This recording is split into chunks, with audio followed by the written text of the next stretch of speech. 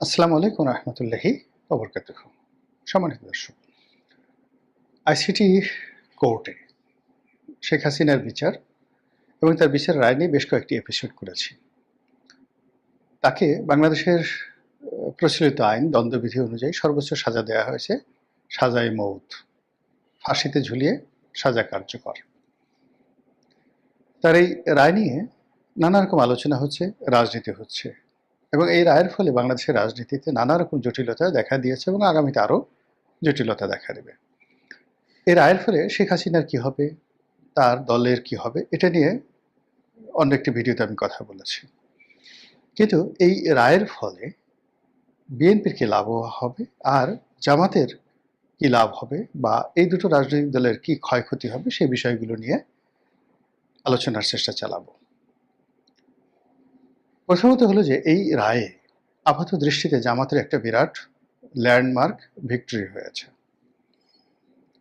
আগামী দিনে এই রায় কতটা কার্যকর করা যাবে কিংবা এই রায়ের যে সুফলে জামাত খুব আনন্দে উদ্বেলিত, এটি জামাত কতটা হোল্ড করতে পারবে সেটা ভবিষ্যৎ নির্ভর করবে। কিন্তু আজকের দিনে যদি বাস্তবতা ধরেন, তাহলে আপনার মনে হবে যে এই পৃথিবীতে যদি কোনো রাজনৈতিক দল বা কোনো গোষ্ঠী একেবারে আকাশের পূর্ণিমার চাঁদ হাতে পাওয়ার পর যে অনুভূতি হয় সেরকম অনুভূতি পেয়ে থাকে, তাহলে নিঃসন্দেহে জামাতের প্রতিটি নেতাকর্মীর মনে আজকে সেই ধরনের অনুভূতি।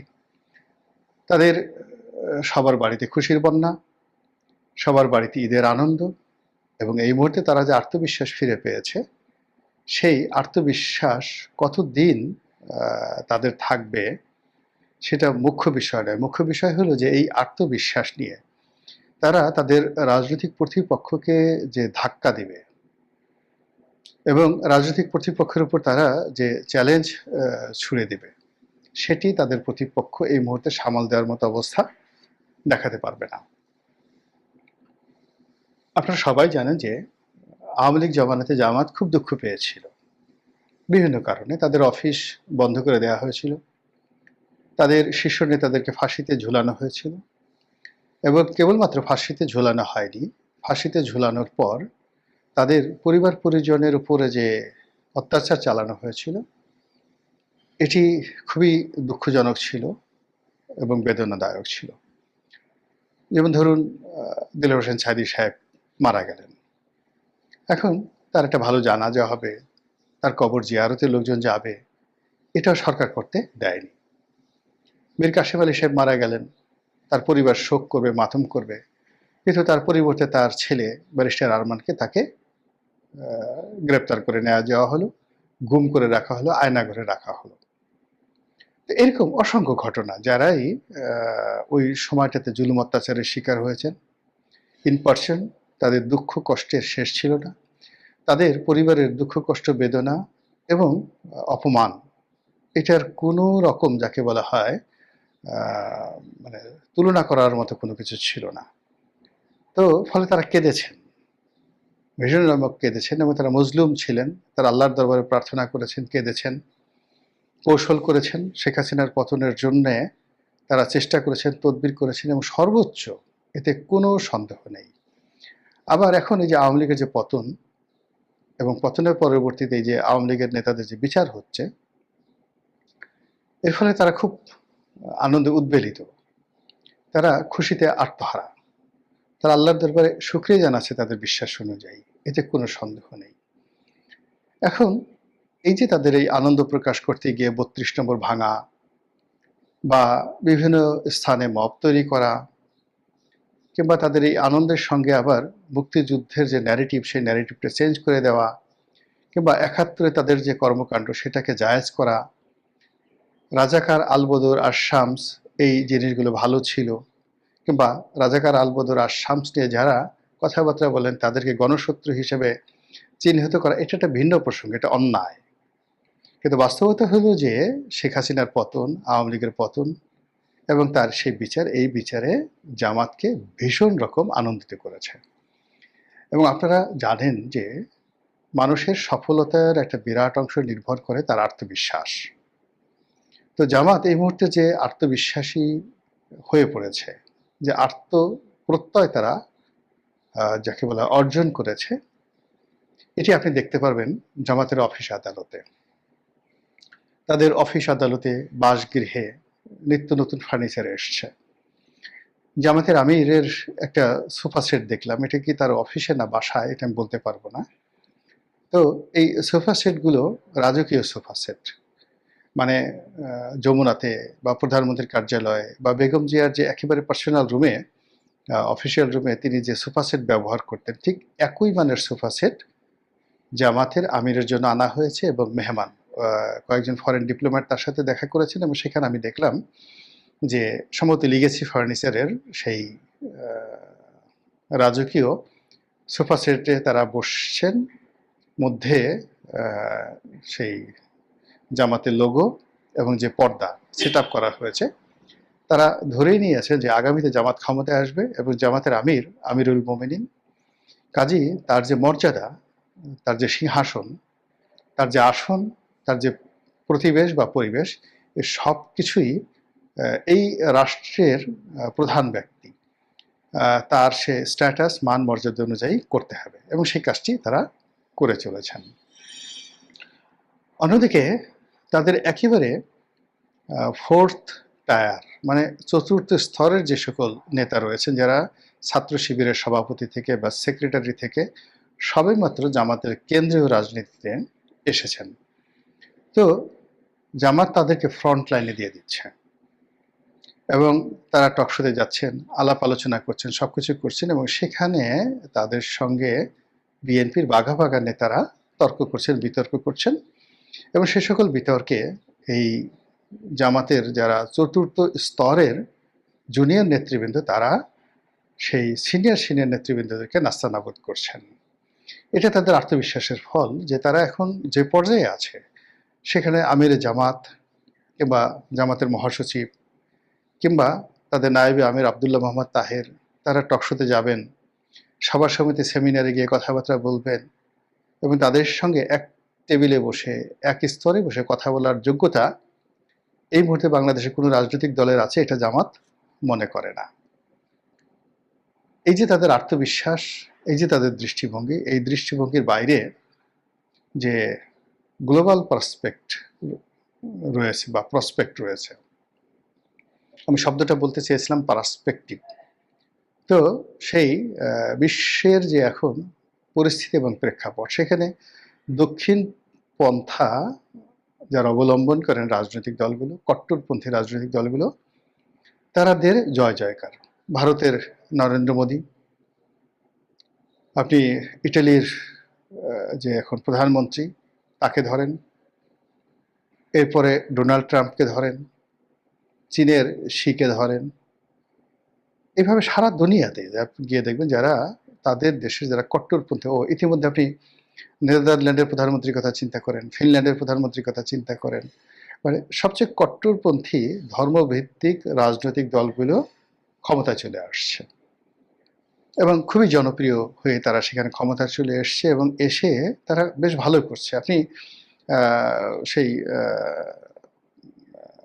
যে ইটালির যে প্রধানমন্ত্রী, তাকে তো এখন বলা হচ্ছে দ্বিতীয় মুসোলিনি, কিন্তু তিনি যেভাবে সারা ইটালিতে যে সাড়া ফেলে দিয়েছেন, দুনিয়াতে যেভাবে সাড়া ফেলে দিয়েছেন, তার যে জনপ্রিয়তা, সেই তুলনায় তার যে কনজারভেটিভ নেচার রয়েছে, সে তো সব ক্ষেত্রে, মধ্যপ্রাচ্যের কথা তো বাদই দিলাম, তুরস্কের কথা বাদ দিলাম, সব জায়গাতে দক্ষিণপন্থী রাজনীতিবিদদের জয় জয়কার। সেক্ষেত্রে জামাত আন্তর্জাতিক অঙ্গনে যে বন্ধু পাচ্ছে, সহযোগিতা পাচ্ছে, অ্যালাইড পাচ্ছে, এটি জামাতের প্রতিপক্ষ যারা আছে তাদের নেই। এখন জামাতের এই জয় জয়কার দিয়ে তারা যদি এটা খিলাফত প্রতিষ্ঠা করে, আফগানিস্তানের মতো একটা শাসন ব্যবস্থা তারা চালু করে, পাকিস্তানের মতো যদি একটা সারিয়া ভিত্তিক রাষ্ট্র তারা কায়েম করে, এবং তাদের সঙ্গে যদি মিলিটারি ব্যুরোক্রেসি, আমেরিকা এবং অন্যান্য দেশের একটা নেগোসিয়েশন থাকে, এবং আমাদের দেশে যেভাবে তিনটি নির্বাচনে রাষ্ট্র ক্ষমতা আসার জন্য ভোট দরকার হয়নি, শুধুমাত্র রেজাল্ট দরকার হয়েছে। ভোট দরকার হয়নি, কেবলমাত্র ডান্ডা দরকার হয়েছে। ভোট দরকার হয়নি, কেবলমাত্র নির্লজ্জতা, বেহায়াপনার দরকার হয়েছে। ভোট কেন্দ্রে ভোটার যায়নি 5%, তারা বলেছে ভোটার হয়েছে 70%। তো এই জিনিসগুলো আমাদের লোকজন গত 15 বছর যাবৎ মেনে নিয়েছে। কাজে এখানে রাতারাতি আপনি এদেরকে ঘি খাওয়াবেন, পোলাও খাওয়াবেন, আমেরিকার মতো ভোট দিবেন, এটা হিতে বিপরীত হতে পারে। তো সেক্ষেত্রে যদি আবার একটা সাজানো নির্বাচন হয়, আবার একটা আমিদামি নির্বাচন হয়, আবার একটা রাতের ভোট হয়, আবার একটা ফলাফল তৈরি করা হয় এবং আবার একটি কেবলমাত্র ঘোষণা বিনা প্রতিদ্বন্দ্বিতায় নির্বাচন হয়, সেক্ষেত্রে যদি জামাতের মতো একটা দল বা তাদের অ্যালাইড ক্ষমতায় একবার বসে যায়, তাদেরকে 5 বছর, 10 বছর, 20 বছর ক্ষমতা থেকে সরানো যাবে, এটা মানুষজন বিশ্বাস করে না। শেখ হাসিনা যদি 15 বছর থাকতে পারেন, তাহলে জামাত কেন পারবে না? এই যে একটা বিশ্বাস তৈরি হয়েছে এবং এটার বিশ্বাসের পেছনে যে কর্মকাণ্ডগুলো চালু হয়ে গেছে, এটি জামাতের জন্য আপাত দৃষ্টিতে শুভকর মনে হতে পারে, জামাতকে অপ্রতিরোধ্য মনে হতে পারে, আবার এটার অ্যাগেনস্টে জামাতের রাজনীতি সারা জীবনের জন্য নির্মূল হয়ে যেতে পারে। বাংলাদেশ থেকে জামাতের নামগন্ধ মানে দূর হয়ে যেতে পারে, সেটা অন্য একটা প্রসঙ্গ, আলাদা কথা বলবো। এখন শুধুমাত্র পজিটিভ কথা বলি। দ্বিতীয় যে বিষয়টি আছে সেটা হলো বিএনপির অবস্থা কি হবে। বিএনপি এখানে মূলত সবাইকে পাত্তা দিয়ে রাজনীতি করতে চাচ্ছে। বিএনপি একেবারে শতভাগ নিশ্চিত যে একটা নির্বাচন হওয়া দরকার, আর নির্বাচন যেভাবেই হোক নির্বাচনের মাঠ তাদের নিয়ন্ত্রণে থাকবে এবং তফসিল ঘোষণা করার পরে বাংলাদেশের কোথাও জামাতের লোকজন দাঁড়াতে পারবে না। তারা ভোট কাটা বলেন, ভোটার উপস্থিতি বলেন, তাদের পক্ষে সিল পিটানো বলেন, বা তাদের পক্ষে যারা ভোট দেবেন তাদের সেই ভোট গ্রহণ বলেন, মানে নেতিবাচক ইতিবাচক সব কিছুই বিএনপির পক্ষে যাবে। সেই কারণে বিএনপি কাউকে শত্রু বানাতে চাচ্ছে না। এই মুহূর্তে বিএনপির যে ব্যাকবোন থাকা দরকার ছিল, বিএনপির যে কথাবার্তা বলার দরকার ছিল, সেই কথাগুলো তারা বলছেন না। আর সেই কথাগুলো না বলার কারণে তাদের যে রাজনীতির প্রজ্ঞা, তাদের যে মেরুদণ্ড, তাদের যে ব্যক্তিত্ব, সমস্ত কিছু অবদমিত হয়ে যাচ্ছে। আর রাজনীতিতে বিশ্বাস হারিয়ে ফেললে কখনোই সে বিশ্বাস ফিরে পাওয়া যায় না। বহু বছর মেডিটেশন করে সেই বিশ্বাস আনতে হয়। এমনি সেই গত যাকে বলা হয় 15 বছরের যে আওয়ামী লীগের শাসন, সেই শাসনে বিএনপির যে কি অবস্থা হয়েছে, মির্জা ফখরুল সাহেবের একটি বক্তব্যে সেটা ফুটে উঠেছে। তিনি যেটা বলেছেন যে শেখ হাসিনার জুলুম অত্যাচারে বা তার শাসনে বা তার বিরুদ্ধে লড়াই সংগ্রাম করতে করতে আমরা কিন্তু বুড়ো হয়ে গেছি। এটাই বাস্তবতা। বিএনপির প্রথম সারির যারা রাজনৈতিক প্রজ্ঞাবান নেতা, তারা সবাই বুড়ো হয়ে গেছেন, রোগাক্রান্ত হয়ে গেছেন, বিশ্বাস হারিয়ে ফেলেছেন এবং তারা মনে করছেন এটা তাদের জীবনের শেষ পরিণতি। এই নির্বাচনে যদি তারা জয়লাভ করেন, এটা তাদের জীবনের শেষ, আর পরাজয়টি হলো শেষ। বিএনপির দ্বিতীয় স্তরে যারা নেতৃবৃন্দ রয়েছেন, তারা সেই গত 15 বছরের মধ্যে, অর্থাৎ যখন শেখ হাসিনা 2008 সনে ক্ষমতায় এলেন, তখন তারা ছিলেন তরুণ।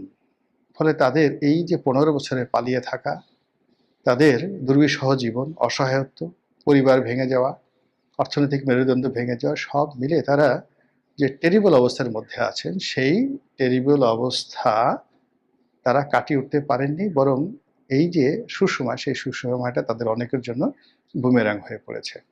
বেশিরভাগ নেতাকর্মী অহংকারী হয়ে পড়েছেন, অনেকে দুর্নীতির সাথে জড়িয়ে পড়েছেন, অনেকে দখল চাঁদাবাজির সাথে জড়িত হয়ে পড়েছেন। ফলে তাদের রাজনৈতিক ভবিষ্যৎ পরিপূর্ণভাবে বলতে গেলে ধ্বংস হয়ে গেছে। আর যারা একেবারে তরুণ ছাত্রদল করেন, তারা রীতিমতো স্বপ্নের ঘোরে ফিরছেন। ঘুম থেকে উঠে সকালবেলা যদি আপনি দেখেন, আপনার রুমের মধ্যে একটা পরী ঢুকে গেছে। তো পরী আপনাকে বলছে যে আমি পরিস্থানে রাজকন্যা, আমাকে তুমি বিয়ে করো, আমি তোমাকে এখন উড়িয়ে পরিস্থানে নিয়ে যাব, সেখানে গিয়েই তুমি রাজা হয়ে যাবে। তখন আপনার মধ্যে যে ধরনের একটা আনন্দ হবে, পরীকে দেখলে আপনার মনের মধ্যে যে ধরনের একটা প্রতিক্রিয়া হবে, এখন এই চলমান অবস্থায় বিএনপির যাদের বয়স 30 বছরের নিচে, তাদের অবস্থা তাই হয়েছে। ফলে তারা যেখানে ময়লার আবর্জনা আছে, মানে ময়লার যে ভাগাড়, সেটাকে মনে করছে স্বর্ণভাণ্ডার, আর যেটা স্বর্ণভাণ্ডার সেটাকে তারা ময়লার ভাগাড় মনে করছে। স্বর্ণভাণ্ডার হলো জনগণের ভোট, সেটাকে তারা প্রয়োজন মনে করছেন না। আর ময়লার ভাগাড় বলতে যেখানে চাঁদাবাজি, দুর্নীতি, অনিয়ম, দখলবাজি রয়েছে, সেই জায়গাগুলোকে তারা পরিস্থান মনে করছেন। ফলে বিএনপি যারা কেন্দ্রীয় কমান্ড রয়েছেন, শীর্ষ নেতৃবৃন্দ রয়েছেন, তারা এই সুযোগটিকে কাজে লাগাতে পারছেন না। ঠিক এই অবস্থাতে শেখ হাসিনার যে মামলার রায়, এই রায় আগামীতে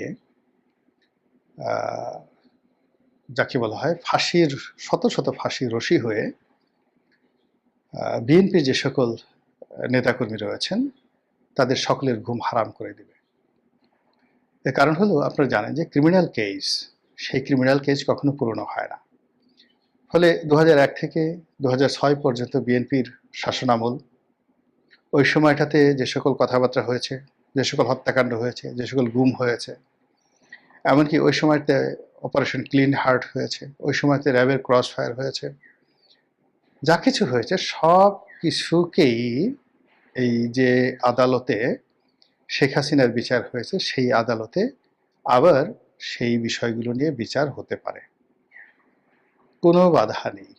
এনি ওয়ান ক্যান ডু। জামাত ক্ষমতা এসে জামাত এটা শুরু করতে পারে, কিংবা ডক্টর মোহাম্মদ ইউনূস যদি এখন চেষ্টা করে শুরু করতে পারে, কিংবা এখন যারা প্রসিকিউটর রয়েছেন তারা যদি সেই অপারেশন ক্লিন হার্টকে কগনিজেন্সে নিয়ে সেটাকে তদন্ত করে যদি ওই সময়ের যারা দায়ী ব্যক্তি ছিলেন তাদেরকে এই মুহূর্তে বিচারের আওতায় আনেন, কিচ্ছু বলার থাকবে না বিএনপির। এর কারণ হলো, বিএনপি ইতিমধ্যে শেখ হাসিনার বিচারটিকে একটি যুগান্তকারী বিচার বলেছে, এটিকে ন্যায় বিচার বলেছে, আইনের শাসন বলেছে, এবং এটিকে একটি যাকে বলা হয় ল্যান্ডমার্ক মাইলস্টোন হিসেবে ঘোষণা করেছে।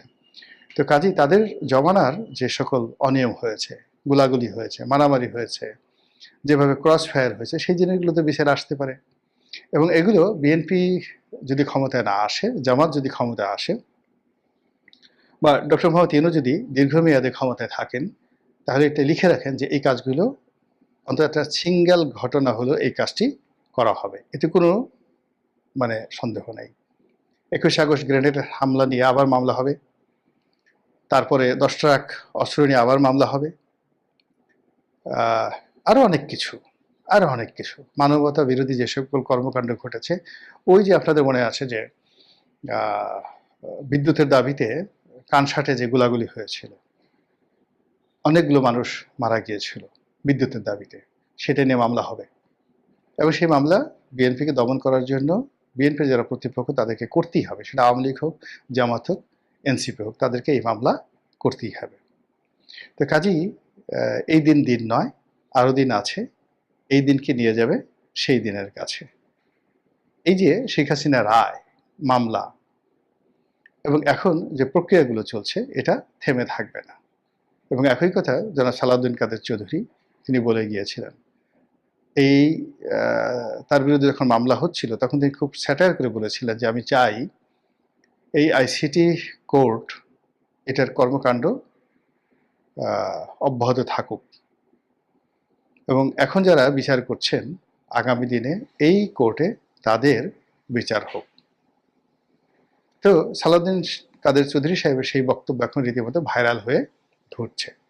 ফলে এই জমানাতে শেখ হাসিনার যে বিচার হলো, সেই বিচারগুলো আরো অনেকের জন্য যে হবে না, এমনকি মরণোত্তর বিচার হবে না, যারা মরে গেছেন তাদের বিরুদ্ধে